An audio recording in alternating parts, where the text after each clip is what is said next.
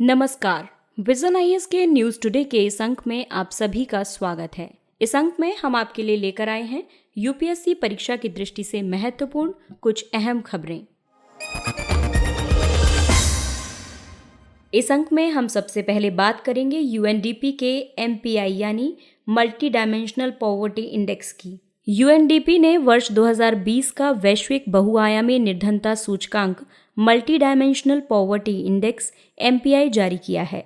इसे संयुक्त राष्ट्र विकास कार्यक्रम यानी United Nations Development Programme UNDP और ऑक्सफोर्ड निर्धनता एवं मानव विकास ने जारी किया है।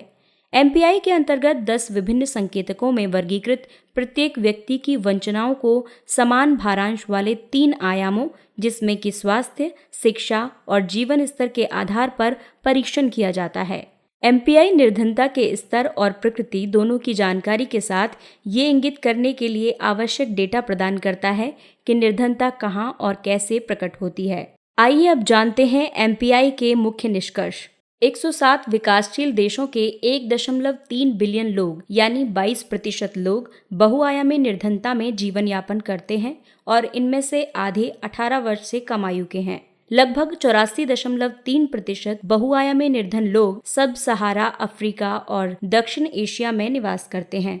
बहुआयामी निर्धनता में सर्वाधिक कमी भारत में हुई है, जहां वर्ष 2005 और 6 से वर्ष 2015-16 के बीच लगभग 273 मिलियन लोग बहुआयामी निर्धनता से बाहर निकल गए हैं। भारत ने इस अवधि में अपने एमपीआई मान को भी आधा कर लिया है।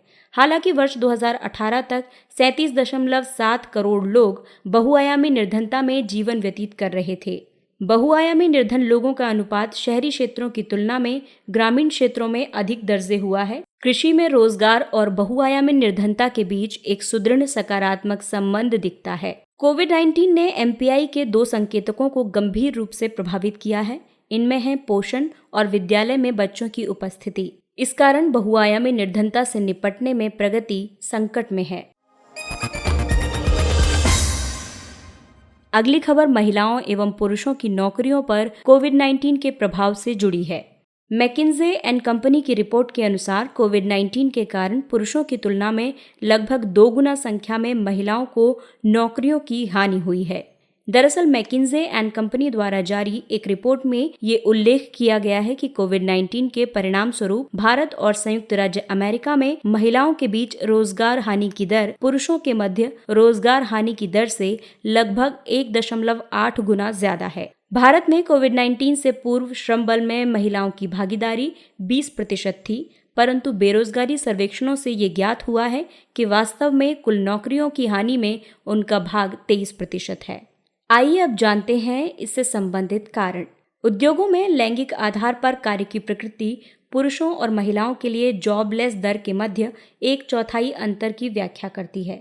ये जान लेना जरूरी है कि सर्वाधिक प्रभावित आवास और खाद्य सेवा क्षेत्रों में कुल वैश्विक नौकरियों का 54% हिस्सा महिलाओं के पास है। महिलाओं के समक्ष विद्यमान अन्य सामाजिक बाधाओं को हल करने के लिए प्रणालीगत प्रगति का अभाव है। इसके साथ ही महिलाओं पर अवैतनिक देखभाल का भार, महिला स्वामित्व वाले सूक्ष्म उद्यमों पर प्रभाव, महिला उद्यमिता पर प्रभाव जैसे कारण भी जिम्मेदार हैं। सामाजिक मनोवृत्ति के कारण महिलाओं को पुरुषों के सापेक्ष किसी संकट के आर्थिक परिणामों को अधिक वहन करना पड़ता है। वैश्विक वर्ल्ड वैल्यूज सर्वे के अनुसार दक्षिण एशियाई देशों में आधे से अधिक उत्तरदाताओं ने इस मनोवृत्ति पर सहमति व्यक्त की है कि जब नौकरियां दुर्लभ होती हैं तब महिलाओं की तुलना में पुरुषों को नौकरी प्राप्त करने का अधिक अधिकार होता है। रिपोर्ट में कुछ उपाय भी सुझाए गए हैं, जैसे अवैतनिक बाल देखभाल के मुद्दे का समाधान करना, डिजिटल और वित्तीय समावेशन को बढ़ावा देने के लिए सकारात्मक हस्तक्षेप करना, सामाजिक मनोवृत्ति से संबद्ध पूर्वाग्रहों को दूर करने के लिए उचित हस्तक्षेप करना आदि। अगली खबर भारत और ईरान से संबंधित है। चीन की ईरान के साथ बढ़ती घनिष्ठता भारत के लिए महत्वपूर्ण चिंताएं उत्पन्न कर रही हैं। चीन और ईरान आर्थिक और सुरक्षा साझेदारी पर एक महत्वाकांक्षी समझौता संपन्न करने के निकट हैं। इससे पहले वर्ष 2016 में दोनों पक्ष एक व्यापक रणनीतिक साझेदारी यानी कॉम्प्रिहेंसिव स्ट्रेटेजिक पार्टनरशिप के आधार पर संबंध स्थापित करने के लिए सहमत हुए थे। इस साझेदारी के तहत बीजिंग द्वारा लगभग $280 बिलियन का निवेश किया जाएगा। साथ ही चीन वर्तमान समय में नकदी के संकट से ग्रस्त ईरान से तेल का क्रय करना चाहता है। इसके अलावा चीन ईरान की परिवहन और विनिर्माण अवसंरचना में $120 बिलियन का निवेश करेगा। इस प्रकार ये चीन को ईरान के बैंकिंग, दूरसंचार, बंदरगाह और रेलवे सहित मुख्य क्षेत्रों में प्रवेश प्रदान करेगा। ईरान पहले से ही चीन की belt and road initiative BRI परियोजना का भाग है। चूंकि संयुक्त राज्य अमेरिका ईरान के साथ संपन्न परमाणु समझौते से बाहर निकल गया है, ऐसे में चीन ने ईरान के साथ व्यापक और गहन संबंधों पर वार्ताओं को प्राथमिकता प्रदान की है। चीन और ईरान के बीच निकटता भारत के लिए चिंताएं उत्पन्न कर रही हैं, जैसे कि इससे चीन को चाबहार बंदरगाह परियोजना तक सामरिक पहुंच प्राप्त होगी, जो पाकिस्तान के ग्वादर बंदरगाह के निकट है। बीजिंग तेहरान के साथ सुरक्षा और सैन्य साझेदारी भी स्थापित कर रहा है। भारत ईरान के मामले में संयुक्त राज्य अमेरिका और चीन के बीच व्याप्त भू राजनीतिक प्रतिद्वंदिता में फंस गया है। हाल ही में चीन के साथ सीमा विवाद को देखते हुए भारत के लिए संयुक्त राज्य अमेरिका के साथ मजबूत संबंध बनाए रखना अति आवश्यक हो गया है। ईरान के साथ भारत की आर्थिक संलग्नताओं पर अमेरिकी प्रतिबंध ईरान के साथ संबंधों को और अधिक प्रभावित कर सकते हैं।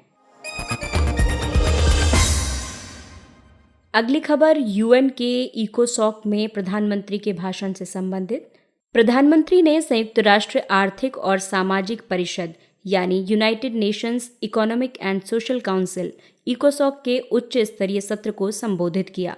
इस वर्ष की थीम है कोविड-19 के उपरांत बहुपक्षवाद, 75वीं वर्षगांठ पर हमें किस तरह के संयुक्त राष्ट्र की आवश्यकता है। कोविड-19 महामारी द्वारा उत्पन्न गंभीर स्वास्थ्य और आर्थिक संकट ने एक सुदृढ़ और नवीकृत बहुपक्षवाद की आवश्यकता को रेखांकित किया है। इसने स्वास्थ्य आपातकाल और सामाजिक एवं आर्थिक अव्यवस्था के प्रति अनुक्रिया करने में सरकारों की क्षमताओं में अत्यधिक कमियों को प्रकट किया है।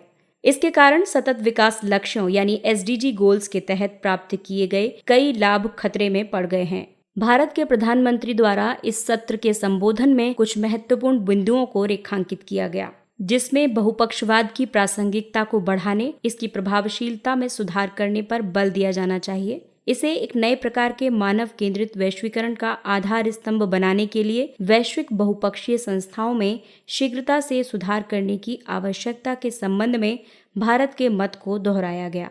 प्रधानमंत्री ने ये भी कहा कि संयुक्त राष्ट्र में सुधार के साथ साथ बहुपक्षीय संस्थाओं में शीघ्रता से सुधार से ही मानवता की आकांक्षाओं को पूर्ण किया जा सकता है। कोविड-19 ने इन संस्थाओं की पुनर्संरचना और शीघ्रता से सुधार के लिए एक महत्वपूर्ण आधार प्रदान किया है। कोविड-19 महामारी के दौरान भारत ने 150 से अधिक देशों को सहायता प्रदान की है और अपने दक्षिण एशियाई पड़ोसी देशों के साथ मिलकर सार्क कोविड-19 आपातकालीन कोष स्थापित करने में सहायता की है। अगली खबर US और भारत रणनीतिक ऊर्जा भागीदारी के आयोजन से संबंधित।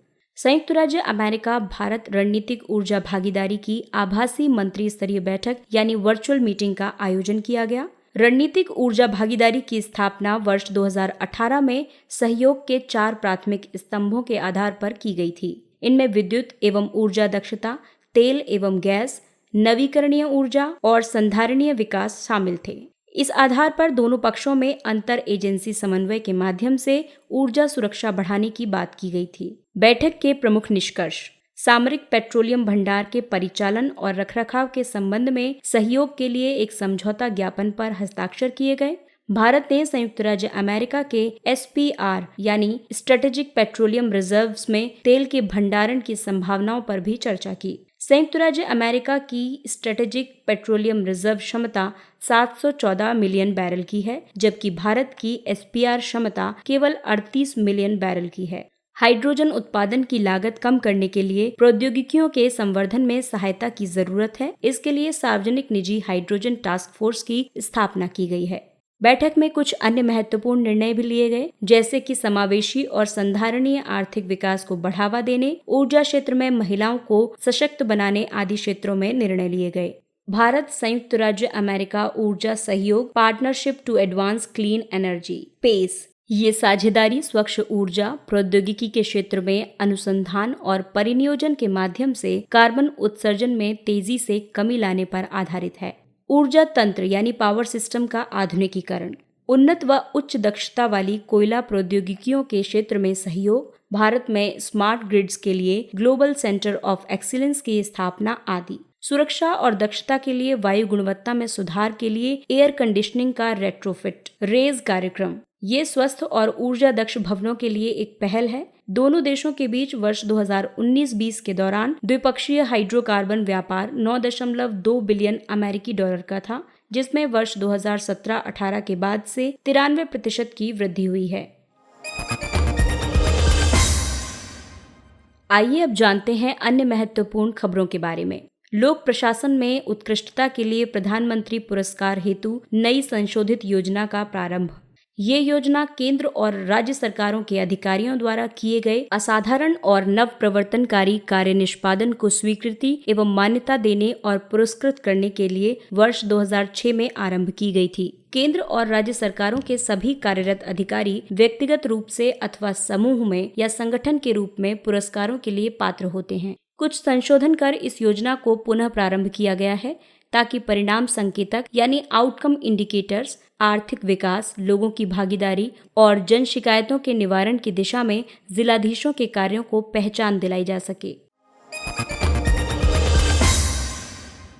राष्ट्रीय पेंशन प्रणाली एनपीएस दरअसल पेंशन निधि विनियामक और विकास प्राधिकरण पीएफआरडीए द्वारा विनियमित और वृद्धावस्था में सुरक्षा प्रदान करने के लिए एक पेंशन सह निवेश योजना है।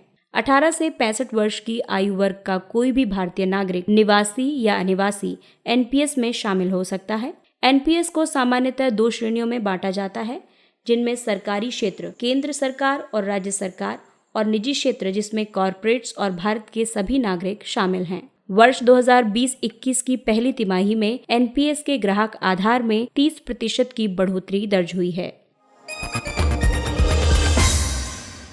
भागीरथी पर्यावरण संवेदनशील क्षेत्र उत्तराखंड के लिए जोनल मास्टर प्लान को स्वीकृति। गोमुख से उत्तरकाशी तक भागीरथी पर्यावरण संवेदनशील क्षेत्र इको सेंसिटिव जोन को वर्ष 2012 में अधिसूचित किया गया था।